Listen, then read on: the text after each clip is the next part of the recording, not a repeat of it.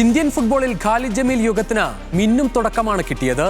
കാഫ Nations കപ്പിൽ 3ാം സ്ഥാനം നേടിയെന്ന് മാത്രമല്ല, കരുത്തരെ വീഴ്ത്തി കഴിവ് തെളിയിക്കാനായി ഇന്ത്യക്ക്. അതും ഏറ്റവും ശക്തമായ നിരയെ ഉൾപ്പെടുത്തിയായിരുന്നില്ല ഖാലിദിന്റെ ടീം.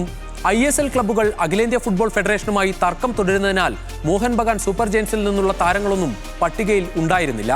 ഇനി കടമ്പ AFC യോഗ്യതാ മത്സരങ്ങളാണ്. 30 അംഗ പ്രാഥമിക ടീമിനെ ഖാലിദ് ജമീൽ പ്രഖ്യാപിച്ചപ്പോൾ അവിടെ മലയാളി തിളക്കം. ഒന്നും രണ്ടുമല്ല, 7 താരങ്ങളാണ് പട്ടികയിലുള്ളത്.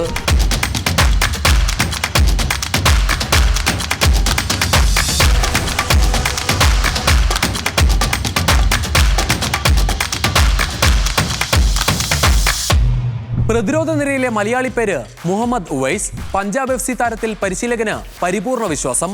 കാഫ നേഷൻസ് കപ്പിലെ മിന്നും പ്രകടനത്തോടെ സ്ഥാനം ഉറപ്പിച്ചിരിക്കുന്നു ഉവൈസ്.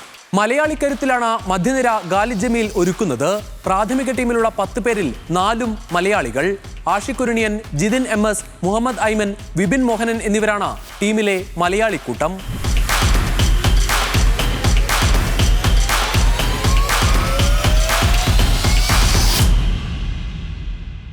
മുന്നേറ്റത്തിൽ മുൻനായകൻ സുനിൽ ഛേത്രി തിരിച്ചെത്തിയതാണ് പ്രധാന മാറ്റം. 2 മലയാളി സ്ട്രൈക്കർമാരുമുണ്ട് സംഘത്തിൽ. മുഹമ്മദ് സനാൻ, മുഹമ്മദ് സുഹൈൽ എന്നിവരാണ് ടീമിന്റെ മുന്നേറ്റ നിരയിലെ മലയാളികൾ. ശനിയാഴ്ച ബംഗളൂരുവിലാണ് ഇന്ത്യൻ ടീമിന്റെ ക്യാമ്പ് തുടങ്ങുന്നത്. അണ്ടർ 23 ടീമിൽ നിന്ന് 5 താരങ്ങളെ കൂടി ടീം ക്യാമ്പിലേക്ക് പരിഗണിക്കും. ക്യാമ്പിന് ശേഷമാകും അന്തിമ ടീമിനെ പ്രഖ്യാപിക്കുക. ഏഷ്യ കപ്പ് യോഗ്യത റൗണ്ടിൽ സിംഗപ്പൂരുമായി 2 മത്സരങ്ങളാണ് ഒക്ടോബറിൽ ഇന്ത്യ കളിക്കേണ്ടത്. നിലവിൽ 4 പോയിന്റുമായി സിംഗപ്പൂരാണ് ഗ്രൂപ്പിൽ മുന്നിൽ. 2 മത്സരങ്ങളിൽ ഒരു ജയം പോലുമില്ലാത്ത ഇന്ത്യ അവസാന സ്ഥാനത്ത്.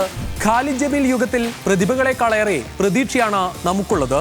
കയ്യിലുള്ള വിഭവങ്ങൾ നന്നായി ഉപയോഗിക്കാൻ അറിയാവുന്ന കപ്പിത്താനിൽ പ്രതീക്ഷ അർപ്പിക്കുകയാണ് ഇന്ത്യൻ ഫുട്ബോൾ പ്രേമികൾ.